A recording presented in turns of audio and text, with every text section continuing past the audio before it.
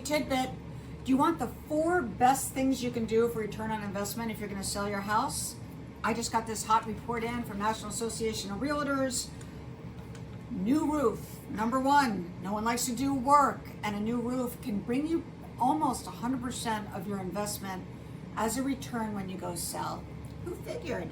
Number 2, new hardwood flooring. If you have lousy carpet, you might want to spend a little bit more and get hardwood. Everybody loves hardwood. 3, a new HVAC system. HVAC.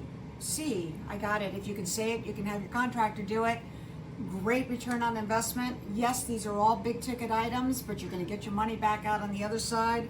Number 4, garage door replacement. You have to have a garage, but if you do, sometimes getting a new garage door can change the way that house looks from the outside and make it shine. So there you go. See you next week.